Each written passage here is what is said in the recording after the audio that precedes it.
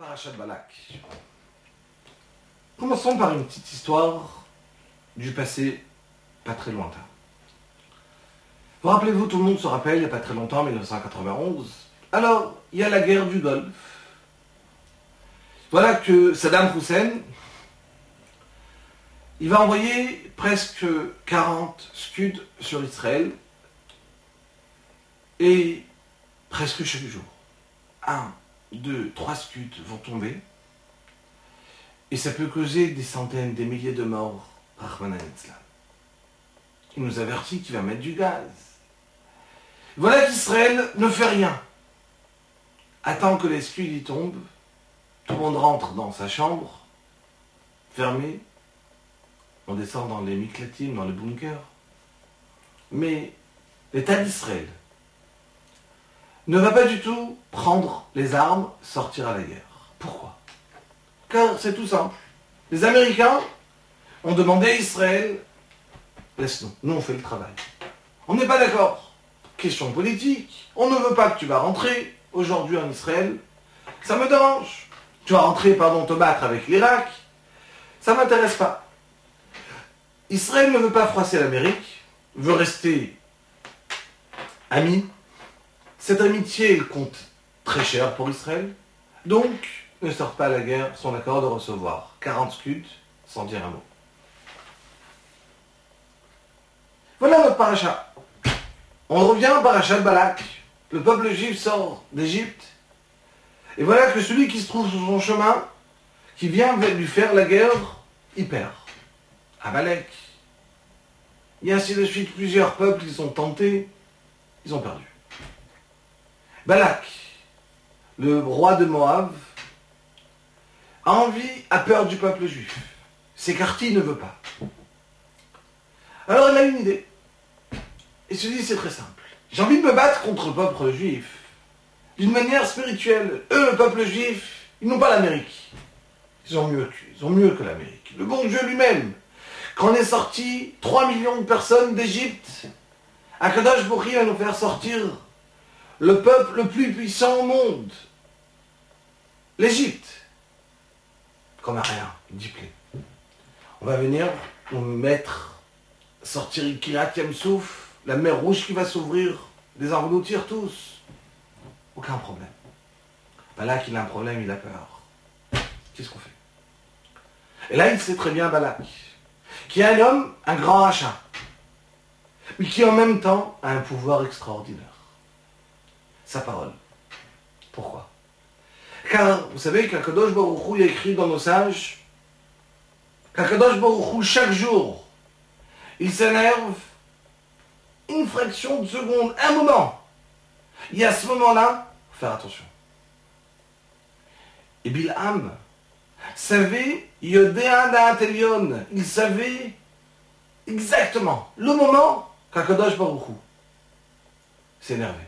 Et à ce moment-là, qu'est-ce qu'il faisait, Bilham? Il maudissait une personne. Et ça se réalisait. Balak, qu'est-ce qu'il fait? Il appelle Bilham. Il lui dit, viens chez moi. Je vais te donner plein d'or, plein d'argent, plein de kavod, plein d'honneur. Ce que je te demande, c'est une chose. Tu vas venir et maudire le peuple juif. On va aller avec son arme à lui, le niveau spirituel. Tu vas le battre. On va le maudire. Voilà que Bilham, effectivement, arrive. Mais à ce moment-là, Kadosh Baruch Hu, tous ces jours-là, il ne va pas du tout s'énerver. Zéro. Donc Bilham ne peut pas maudire. Et au contraire, Kadosh Baruch Hu lui dit de bénir le peuple juif. Et chaque jour, il partait en bénissant le peuple juif. Chaque jour, il bénissait le peuple juif. Et voilà que le temps il passe, et aucune malédiction ne lui vient dans sa bouche. Il n'a pas le droit de maudire, Hachem ne lui permet pas. Donc, il a une nouvelle idée. Il dit, à la place de me battre contre le peuple juif, de cette manière, je vais essayer de séparer le grand ami du peuple juif avec le peuple juif. Dans notre cas, Akadosh Baruch Hu bichvodo ba'atzmo, pourquoi il aime le peuple juif tellement? Pour ses mitzvot. Alors il donne une idée diabolique à Balak. Il lui dit le mot dire je ne peux pas, mais on peut essayer de les séparer. Qu'est-ce que tu vas faire? Tu vas essayer de les faire fauter. Comment? Spécialement dans le manque de tsniout, le manque de pudeur, l'adultère. Essayer qu'ils vont avoir des relations avec des goïms, des goyotes. Comment on va faire ça? Peuple juif, c'est des tzadikim. Qu'est-ce qu'ils faisaient? Ils ouvraient des magasins, ils mettaient une tente avec une personne âgée, vieille, laide, à l'entrée. Et la personne appelait le juif à rentrer et parler un peu de commerce. Lui il disait, ah bah elle est vieille, c'est pas un problème, je peux rentrer, il n'y a pas de crainte. Il rentrait dans la tente, et derrière le comptoir se trouvait une jeune fille, magnifique, belle. Et il commençait à traiter avec elle, à parler. Et jusqu'à qu'ils devenaient amis. J'ai lui proposé la suite, et il la verra ensemble. L'idée de qui? De Bilham. Sur place, dans la fin de la paracha, sans aucune malédiction, 24 000 morts vont tomber dans une maguéfa, dans une maladie. 24 000 morts. Qu'est-ce qu'on apprend d'ici? Qu'est-ce qui nous sauve? La malédiction de Bilham ne peut rien nous faire. Mais il peut, oui, nous faire quelque chose. Donner des idées.